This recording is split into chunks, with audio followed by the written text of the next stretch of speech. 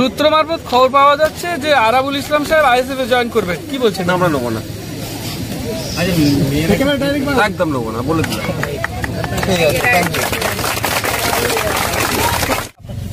তো অসুবিধা কি হচ্ছে? অসুবিধা কি হচ্ছে?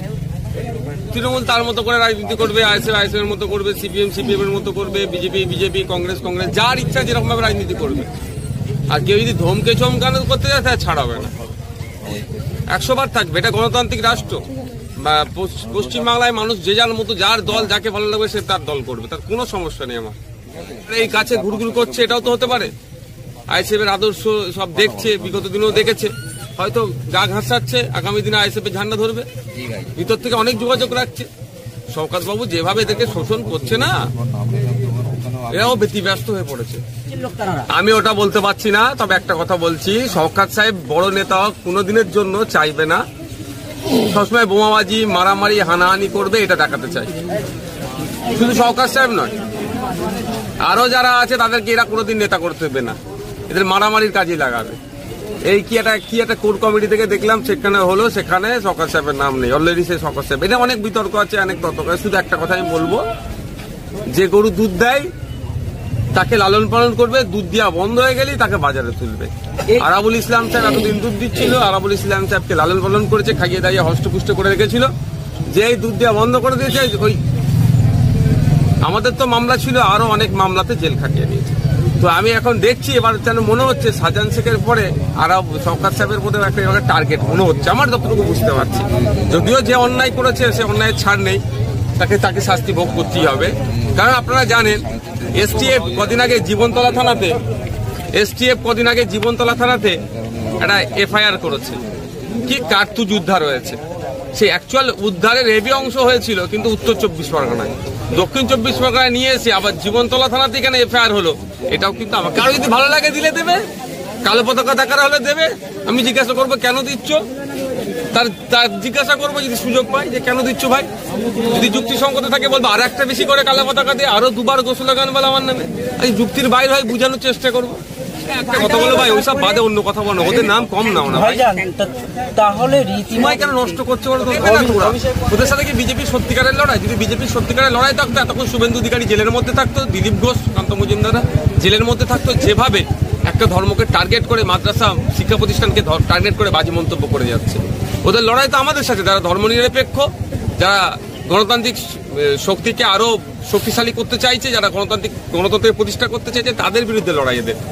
কারণ আমরা জাত ধর্ম বর্ণের নির্বিশেষে বঞ্চিত মানুষের পাশে থাকছি, এই জন্য এদের অসুবিধা হয়ে যাচ্ছে। আমরা বিধানসভার মধ্যে ফেক ST/SC সার্টিফিকেটের বিরুদ্ধে যেভাবে কথা বলছি, ওবিসি থেকে মুসলমানরা যাতে ইনক্লুড হয় ওবিসিতে, তার দাবি তুলছি। আমরা বিধানসভার মধ্যে যেভাবে জল জমি জঙ্গলের দাবি করছি, অধিকারের কথা বলছি, ঠিক একইভাবে ওয়াকফ সম্পত্তি যেন না বেহাত হয় তার কথা বলছি। আমরা বিধানসভাতে এই রমজান মাস চলছে, আজ থেকে শুরু হয়েছে রোজা, ফলের দাম জানি না এখন কি আছে। আজকে বাজারে যাইনি, আমি নিজেও বাজারে যাব, যে বাজারে দেবেন রমজান মাস এসে গেলে ফলের দাম বেড়ে যায়, ফলের দামটা কমানো যাতে যায় তার কথা বিধানসভার মধ্যে বলছি। আজ পর্যন্ত পশ্চিমবাংলার বিধানসভার ইতিহাসে তো হয়নি কেউ এরকম বিধানসভার মধ্যে দাঁড়িয়ে সরাসরি কেউ বলেনি যে রমজান মাস আসছে ফলের দাম না বাড়ে। ফলে ওদের কাছে এটা নতুন লাগছে। বিধানসভার মধ্যে আজ পর্যন্ত মনে হয় কেউ বলেনি আদিবাসীদেরকে যদি সত্যিকারের উন্নয়ন করতে চাই, ওই রাষ্ট্রপতি আদিবাসী দিলে উন্নয়ন হয়ে যায় না আদিবাসী সমাজের। 5th শিডিউল 6th শিডিউলকে সম্পূর্ণরূপে বাস্তবায়ন করতে হবে। 2014 ভার্জিনিয়াস খাকা কমিটি যে সুপারিশগুলো আছে সেগুলোকে বাস্তবায়ন করতে হবে। এই দাবি তো আগে কেউ করেনি, ওদের কাছে নতুন লাগছে এবং এরা ভয় পাচ্ছে যে আদিবাসী পিছড়ে বর্গের মানুষেরা, হিন্দু পিছড়ে বর্গের মতুয়া সমাজ, নমদ শূদ্র, মুসলমানরা যদি এগিয়ে আসে তাহলে ওদের রাজনীতি কারবার বন্ধ হয়ে যাবে। এদেরকে শুধু ভোট ব্যাংক হিসাবে রাখা হচ্ছে, ফলে টার্গেট আইএসএফ এর উপরে আছে, সংযুক্ত মোর্চার উপরে আছে। আপনারা দেখেছেন শুভেন্দু অধিকারীর বিরুদ্ধে কোনো মুরব্বীকে চেয়ার দাও, শুভেন্দু অধিকারীর বিরুদ্ধে কোনো সময় স্পেশাল অবজারভার দিয়েছে দেখেছেন আপনারা? অবজারভার দেয়নি, দিচ্ছে কোথায়? ভাঙড়ে। এটা বুঝতে হবে, বিজেপিকে ফাঁকা জায়গা দিয়ে রেখেছে খেলার জন্য। আজকে ভাই জনসংযোগ আছে, মানুষের অভাব অভিযোগগুলো শুনবো, তাদের কথাবার্তা শুনবো। যদি সে তৃণমূলের বন্ধুরা এসে বলতে পারে যে এইগুলো হওয়া দরকার, ওইগুলো হওয়া দরকার, বা তার যদি ব্যক্তিগত কোনো সমস্যা থাকে, অনেক তৃণমূলের বন্ধুরা স্টেজে উঠে আমার বিরুদ্ধে অনেক বলে, কিন্তু অনেক সার্টিফিকেটের প্রয়োজন হয়। গোপনে আমার সাথে যোগাযোগ করেছে, আমি তাদের পরিচয় গোপনেই রেখে তাদের সার্টিফিকেট প্রোভাইড করছি, কারণ এটা আমার দায়িত্ব। একজন বিধায়ক হিসাবে আমার দায়িত্ব হচ্ছে প্রত্যেকটা নাগরিককে আমার নির্বাচনী ক্ষেত্রে তাদেরকে পরিষেবা দেওয়া। আমার এখতিয়ারের মধ্যে যেটা হচ্ছে, আমি কাউকে চাকরি দিয়ে দিতে পারবো না অর্থের বিনিময়ে, সেটা আমার অবৈধ বলেছে। দুটো কি আপনার কি বলে, রেশন কার্ডে যারা আছে, তার কার্ড হোল্ডার যারা আছে, তাদের জন্য ছাড় দেবে বলেছে, বিশাল সংখ্যালঘু মুসলমানদেরকে উদ্ধার করে দেবে। চিনি, ছোলা আর ময়দার দাম কমিয়ে দিয়েছে, বিশাল মুসলমানদের উদ্ধার করে দেবে। এইটা তো দিয়ে তো হয় না একদম। আমি যেটা বলতে চাচ্ছি আপনি বলে দিচ্ছেন, রমজান মাসে অন্য খাবারের সাথে বেশি, কিন্তু সব থেকে বেশি খায় মুসলিম সমাজের মানুষজন যারা রোজাদার, তারা ফলটাকে, ফলমূল যেটা আছে সেটার আকাশ ছোঁয়া দাম, সেটার দাম কন্ট্রোল করতে পারে না। কিন্তু ওই 32 টাকায় চিনি, 60-62 টাকায় আপনার ছোলা, আর 30-32 টাকায় ময়দার আপনাদেরকে অফার করছে। এটা নিয়ে আপনারা মেখে হাইরান হয়ে যাবেন। হ্যাঁ, একদম একদম। আর এটা করে বিজেপির হাতে অস্ত্র তুলে দিচ্ছে, অধিকারীর হাতে অস্ত্র তুলে দিচ্ছে। রমজান মাসের কি উপকার হবে এটা মুসলমানদের? কিছু উপকার হবে? এটা বাগনা কিছু খেয়ে নেবে মানুষকে। এত গুরুত্ব দেওয়ার কি আছে? তারাও দল করে, আমাদের ছেলেরাও দল করে। তারা মমতা ব্যানার্জি আদর্শকে সামনে রেখে দল করে, আমাদের ইন্ডিয়ান সেকুলার ফ্রন্ট আমাদের দলীয় আদর্শকে সামনে রেখে আমাদের পার্টি করে। এটাই তো দেখুন ভাই, যে ইচ্ছা করুক, আমি তো চাই মমতা ব্যানার্জি সরাসরি এটা দায়িত্ব নিক ভাঙড়ের, অন্য কারো দরকার নেই। মমতা ব্যানার্জি সরাসরি দায়িত্ব নিক, আমি চাই। জি, সরাসরি দায়িত্ব নিলে কিছু ডেভেলপ হবে। আমি বিধানসভায় তুলছি, আমি না ফিতে কাটলো, কাজ তো কিছু হচ্ছে। ওই বাসঘাটের যে রাস্তাঘাট, ওইদিকে চণ্ডীপুরের ব্রিজ থেকে শুরু করে কিছু তো কাজ হচ্ছে, সব আমারই তুলা বিধানসভা আবাস তোলা। না, পঞ্চায়েত ভোটে যেভাবে একাধিক লাশ পড়েছে, সময় কথা বলবে। আমরা কোনোদিন রাজনীতি রাজনীতি করি না, করবো না, রক্ত রাজনীতি আমরা করতে চাই না।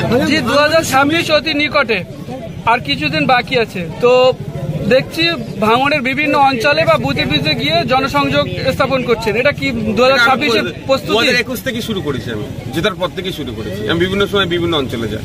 এবার আমার ইচ্ছা ছিল মাসে মাসে একবার করে আসার, দুর্ভাগ্যের বিষয় আপনারাই আমাকে ভোট দিয়ে যে জায়গায় পাঠিয়েছেন, অর্থাৎ ভাঙড়ের মানুষ সারা রাজ্যের ছুটে যেতে হচ্ছে। চোপড়াতে যেতে হচ্ছে, পুরুলিয়ায় যেতে হচ্ছে, মালদা, মুর্শিদাবাদ, সারা জায়গায় ছুটে যেতে হচ্ছে যেখানে অন্যায় হচ্ছে। ফলে ভাঙড়ের মানুষকে তুলনামূলক সময় কম দিতে পেরেছে।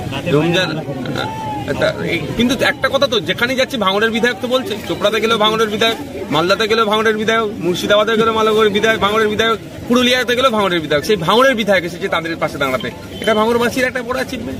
সূত্র মারফত খবর পাওয়া যাচ্ছে যে আরাবুল ইসলাম সাহেব আইএসএফ এ জয়েন করবে, কি বলছেন? আমরা নেবো না, একদম নেবো না, বলে দিলাম।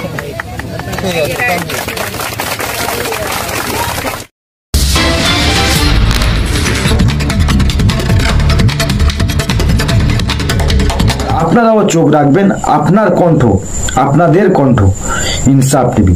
সবসময় শাসকের চোখে চোখ রেখে আমরা কথা বলি, আমরা ভয় পাই না, আমরা ভয় দেখাই, সত্য খবর আমরা তুলে ধরি। আপনারাও চোখ রাখবেন ইনসাফ টিভির পর্দায়।